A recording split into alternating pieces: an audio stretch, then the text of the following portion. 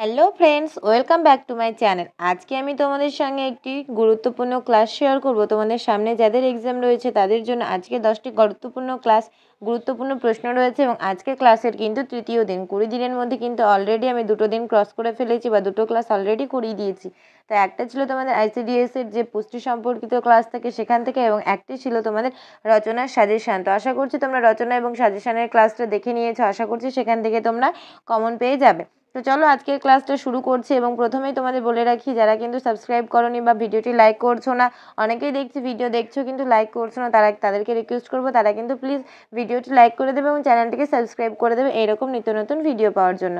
তো দেখো, প্রথম যে প্রশ্নটা রয়েছে, এবং বলি আজকের কিন্তু ক্লাসগুলো, আজকের যে 10টা প্রশ্ন রেখেছি সেগুলো কিন্তু খুবই গুরুত্বপূর্ণ প্রশ্ন। অনেকের ক্ষেত্রে এরকম টাইপসের প্রশ্ন কিন্তু তোমরা না জানা থাকতেই পারে। তো তোমরা কিন্তু ভিডিওটি গুরুত্ব সহকারে দেখবে এবং প্রশ্নের অ্যান্সারগুলো পারলে লিখে নেবে। তো প্রথম যে প্রশ্নটি থাকে যে গর্ভবতী মহিলাদের দৈনিক কত পরিমাণ ভিটামিন সি এর চাহিদা থাকে। তো তোমরা আগে আমাকে বলো, ভিটামিন সি আমরা কোন কোন জিনিসে বা কোন কোন খাবারে ভিটামিন সি পেয়ে থাকি। তো দেখো, আমি তোমাদের বলে দিচ্ছি, ভিটামিন সি কিন্তু আমরা টক জাতীয় যেসব ফলগুলো থাকে সেগুলোতে কিন্তু আমরা ভিটামিন সি পেয়ে থাকি। যেমন লেবুতে কিন্তু প্রচুর পরিমাণে ভিটামিন সি পেয়ে থাকি। তো দেখো, এটা যারা প্রেগনেন্ট ওমেন রয়েছে তাদের ক্ষেত্রে কিন্তু 150 মিলিগ্রাম পার ডে, অর্থাৎ প্রতিদিন হিসেবে কিন্তু 150 মিলিগ্রাম তাদের ভিটামিন সি এর প্রয়োজন হয় দৈনিক হিসেবে। 2 নম্বর প্রশ্ন রয়েছে, গর্ভবতী মহিলাদের দৈনিক কতটা পরিমাণ ফলিক অ্যাসিড প্রয়োজন।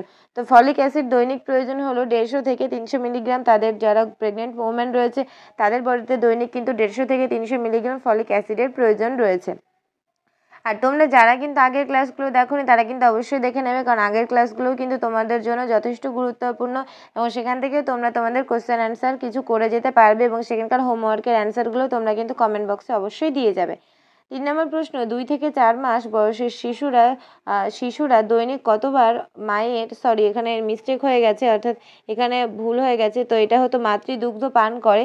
তো এটা হবে 6 থেকে 7 বার, অর্থাৎ 2 থেকে 4 মাস পর্যন্ত যেসব শিশুর বয়স তারা কিন্তু মাতৃদুগ্ধ পান করে। দৈনিক 6 থেকে 7 বার কিন্তু তাদের মাতৃদুগ্ধ পান করানো উচিত। 4 নম্বর প্রশ্ন রয়েছে, প্রতি 100 মিলিলিটারে মাতৃদুগ্ধর কত পরিমাণ ধাতব লবণ থাকে। তো এটা হয়ে যাবে 0.2 গ্রাম, কিন্তু 100 মিলিলিটার মাতৃদুগ্ধে ধাতব লবণের পরিমাণ থাকে 0.2 মিলিগ্রাম।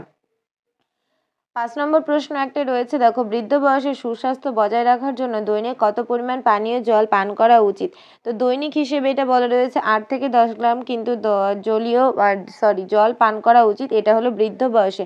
আর তোমরা আমাকে কেউ বলতে পারবে যে বর্তমানে, অর্থাৎ এমনি ইয়ং জেনারেশনের ক্ষেত্রে বা এমনি প্রাপ্তবয়স্কের ক্ষেত্রে তোমাদের দৈনিক কত লিটার জল পান করা উচিত বা কত গ্লাস জল পান করা উচিত?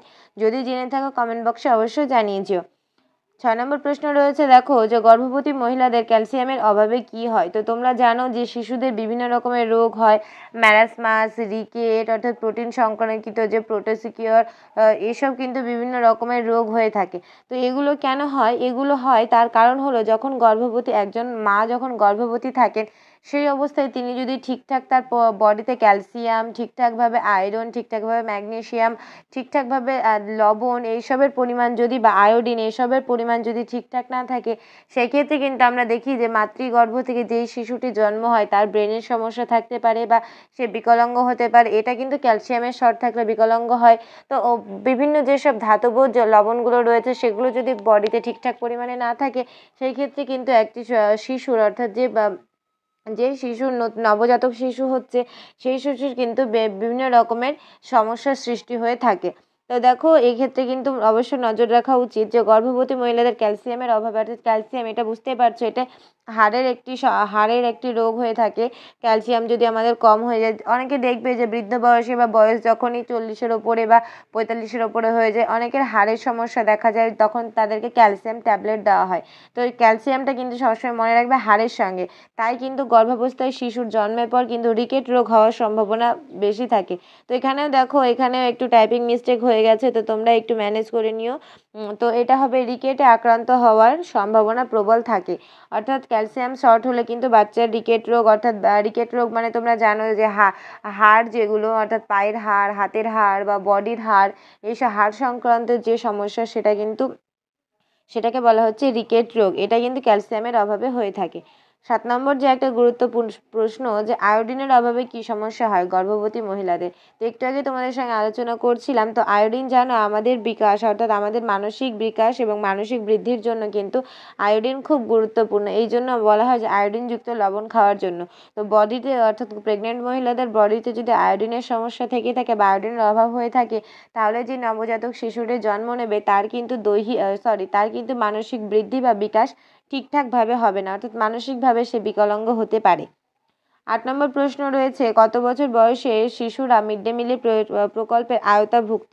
অর্থাৎ কত বছর পর্যন্ত শিশুরা, যেমন অঙ্গনওয়াড়ি বা ICDS রাখা হয় 0 থেকে 6 বছর পর্যন্ত শিশুদের, আর এখানে কিন্তু রাখা হয় 6 থেকে 12 বছর পর্যন্ত শিশুদের, যারা মিড ডে মিলের আওতাভুক্ত থাকে। লাস্ট এবং আজকের 9 নম্বর প্রশ্ন দেখো, যে ANP এর দৈনিক খাদ্য দেওয়া হয় কতদিন। অর্থাৎ ANP এর ফুল ফর্ম তোমরা হয়তো অনেকেই জানো না। তো ANP এর ফুল ফর্ম হবে অ্যাপ্লাইড নিউট্রিশন প্রোগ্রাম। তো এটা কিন্তু তোমরা একটু ভালো করে মার্ক করে নিও, অ্যাপ্লাইড নিউট্রিশন প্রোগ্রাম, এটা এর ফুল ফর্ম হলো ANP। এখানে কিন্তু 52 দিনের মতো খাবার বা দৈনিক খাদ্য দেওয়া হয়, 52 দিন, যেটা ANP এর দৈনিক খাদ্যের তালিকা, সেখানে 52 দিন থাকে। আজকের সেশনের লাস্ট প্রশ্ন, যে ANP প্রকল্পের মূল সাহায্যকারী কে।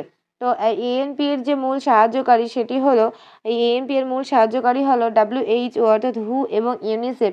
তো তোমাদের এর আগে আমি একটা কোশ্চেন রেখেছিলাম যে হুইয়ের ফুল ফর্ম কি বা ইউনিসেফের ফুল ফর্ম কি, এটা তোমাদের আমি হোমওয়ার্ক রেখেছি, তো এটা কিন্তু তোমরা অবশ্যই বলে যাবে।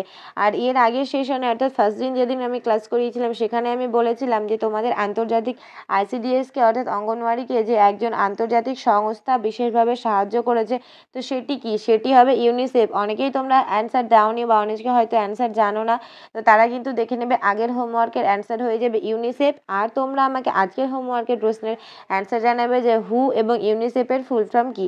তো আজকের ভিডিওতে তোমাদের সঙ্গে এইটুকুই শেয়ার করলাম, আর যদি কোনো রকম প্রশ্ন থাকে অবশ্যই জানিও। আজকের ভিডিও এটুকুই, থ্যাঙ্কস ফর ওয়াচিং।